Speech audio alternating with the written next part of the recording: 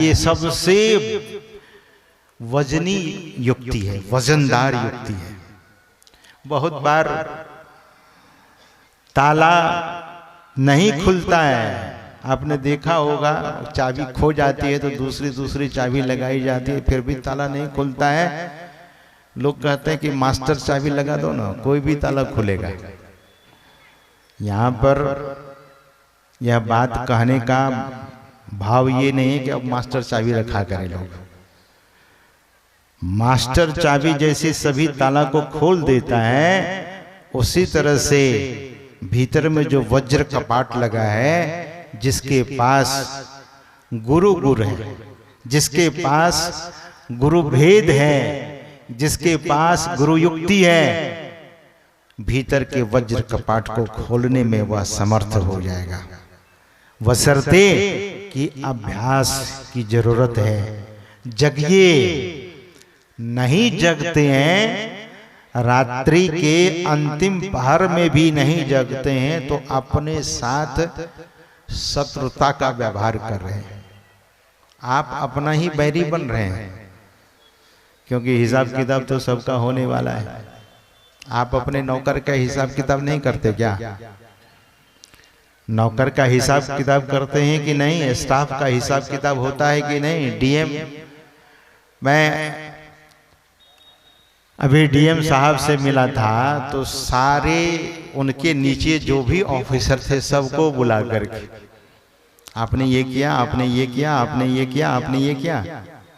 तो उसमें एक आध लोगों ने कहा कि सर रह गया है थोड़ा सा। No excuse in front of me, कोई एक्सक्यूज नहीं है, कीजिए और आगे का ले लीजिए। ये करिएगा, ये करिएगा, ये करिएगा। हिसाब किताब सबका होता है। यहाँ भारत सरकार भी हिसाब लेती है। आप अपने धन का भी हिसाब रखते हैं, अपने घर का भी हिसाब किताब करते हैं, और आपको क्या लगता है आपका हिसाब किताब करने वाला कोई नहीं होगा? हम सबों का भी हिसाब किताब होगा। इसीलिए महापुरुष कहते हैं कि सदयुक्ति प्राप्त हो गई है तो आलस्य को छोड़ दीजिए। कम से कम लोग कहते हैं महाराज, हम लोग कभी कभी शिविर लगाते हैं तो लोग कहते हैं कि महाराज आप लोग तो 2:30 बजे, पौने 3 बजे जग जाते हैं, जो सोने का समय है उसी समय जगते हैं, उसी समय गहरी नींद आती है। ये बड़ी विचित्र बात है। 3 बजे के बाद सबको नींद आ जाती है, बड़े बड़े चोरों को भी, लुटेरों को भी 3 बजे के बाद सब लोग खूब सोते हैं। और वही समय है अमृत बेला, वही समय है ब्रह्म मुहूर्त। एक संत से हमने सुना है, जो ब्रह्म मुहूर्त में नहीं जगता है उसको ब्रह्म की प्राप्ति कैसी होगी? ध्यान से सुनिएगा। एक संत ने कहा, जो ब्रह्म मुहूर्त में नहीं जगता है उसे ब्रह्म की प्राप्ति कैसे होगी? जो अमृत बेला में नहीं जगता है उसे अमृत कहां से मिलेगा? हम आपके भीतर में अमृत की धारा बह रही है। गुरु महाराज कहते हैं, सुखमन की झीना नाल से अमृत की धारा बही रही, मीन सूरत धार धर भाठा से सीरा चढ़ी रही। शरीर में उलटने की बात है। उलटी अलल तुलसी तन तीजय।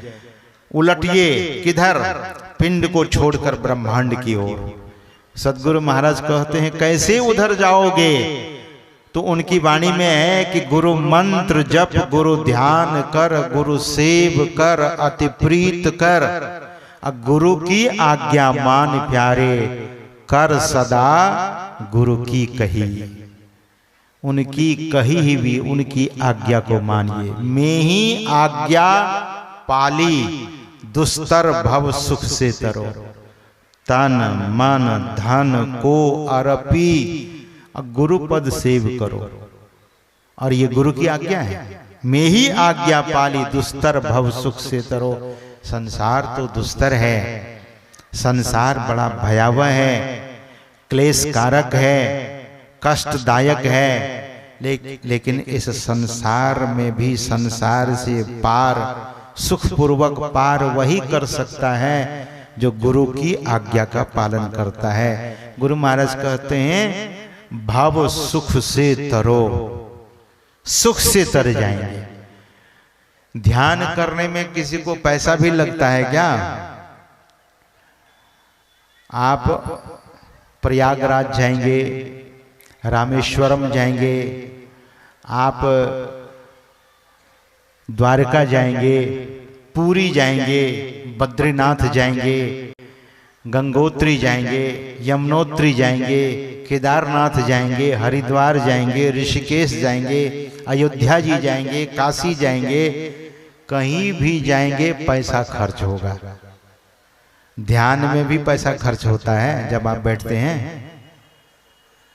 गुरु महाराज ने ऐसी युक्ति बता दी है कि ध्यान कीजिए, ध्यान समय से कीजिए। समय से नहीं करेंगे और जीवन में संयम धर्म का भी पालन होना चाहिए। ये संत मत का सत्संग है। सदगुरु महाराज कहते हैं कि सत्संग नित और ध्यान नित, ये तो कीजिए, लेकिन परहेज भी। क्या? बेविचार, चोरी, नशा, हिंसा, झूठ तजना चाहिए। बेविचार, परनारी गमन और परपुरुष गमन। महापुरुष कहते हैं फिर झूठ नहीं बोलना चाहिए। झूठ बोलेंगे तो जो थोड़ा बहुत भी जब तब करते हैं वो भी मिटता चला जाएगा। फिर चोरी, ये इंद्रियां विषयों की चोरी करती है, इससे भी बचा जाए।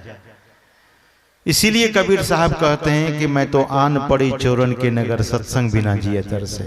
तो ये जो इंद्रियां चोरी करती हैं, दूसरा जो स्थूल चोरी, जो स्थूल रूप से दूसरे के सामान को उठा लेना, चुरा लेना, ये बहुत गलत बात है। सुदामा जी ज्यादा चोरी थोड़ी नहीं की थी, 2 मुट्ठी चना भगवान के हिस्से का खा लिया था। क्या हुआ? महादरिद्र हो गए। दरिद्र नहीं हुए थे सज्जनों, महादरिद्र हो गए, महादरिद्र। और 2 ही मुट्ठी भगवान को फिर से दिया तंदूल, तो सुदामापुरी की रचना हो गई। देखिए, भगवान को दिया, संत को देंगे तो पता नहीं कितनी वृद्धि होगी। कि समृद्धि जीवन में अगर लाना चाहते हैं तो साधु संत को देना सीखिए। लेकिन सत्पात्रे दियते दानम, सत्पात्र को दीजिए। ये दान मतलब चोरी नहीं करनी है, देना सीखिए। इसलिए हमारे भारत में कुछ राज्य ऐसा है जो देने के लिए जानता है, तो समृद्धियां भी वहां ज्यादा है। देना, तो चोरी नहीं करनी, नशा का पान नहीं करना चाहिए, हिंसा नहीं करनी चाहिए। हिंसा में गुरु महाराज कहते हैं मांस मछली इत्यादि जो निकृष्ट भोजन है, अंडा वगैरह, इसका परित्याग करना चाहिए। और नशा आजकल ऐसा चला हुआ है, ये जो दूसरे देश हैं इस धरती पर, इतना इस धरती के लोगों को सताने के लिए संकल्पित हो गया है। चाइना चाहता ही नहीं है कि दुनिया के कोई भी लोग सुखी हो, दुनिया के और देश, दुनिया का और देश सुखी हो। चाइना कभी नहीं चाहता है। चाइना तो ये भी नहीं चाहता कि हमारे देश के लोग भी सुखी हों। चाइना में इतनी गंदगी है, कुछ शहर है जो बहुत साफ सुथरा है। तो नशा ये कौन चलाया है? जो स्मोक है, छोटे छोटे बच्चे को नशा पीने की आदत हो गई है। वो ऐसा स्मोक है कि हमने सुना है, मैं भी सुना ही हूं, मैंने ये सुना है कि नशा 1 से 2 से 3 बार जो बच्चा पी लेता है, अब वो एडिक्टेड हो गया, उसको आदत ऐसी हो गई, उससे बाहर नहीं जा सकता। वो कहीं न कहीं से उसे चाहिए। तो सज्जनों, अपने बच्चे को भी शिक्षा देते रहिए। संत मत का सत्संग केवल आंतरिक बात ही नहीं करता है, बाहर की व्यवहारिक बात भी, जिससे आपका बच्चे का भविष्य अच्छा हो। बच्चे को सत्संग का संस्कार दीजिए, बच्चे को सत्संग में लाइए, उसे बिठाइए। और बच्चे को लाकर, जो सत्संग में आजकल मेले ठेले का भी जो परंपरा चल गई है, एक परिपाटी चल गई है, और खास करके बच्चे को लाकर फिर खेलने के लिए दे देते हैं। नहीं, बच्चे को बिठा करके थोड़ा थोड़ा सत्संग सुनेगा तो उनका भी संस्कार बनेगा, संस्कार परिष्कृत होगा। इसीलिए सत्संग में बच्चे को भी लाकर बिठाइए, सुनाइए, समझाइए, क्योंकि बच्चे की आदत बिगड़ जाएगी तो माता पिता अवश्य दुखी होंगे, पूरे परिवार के लोग दुखी होते हैं। तो सत्संग से सभी तरह का लाभ होता है। आज जो गुरु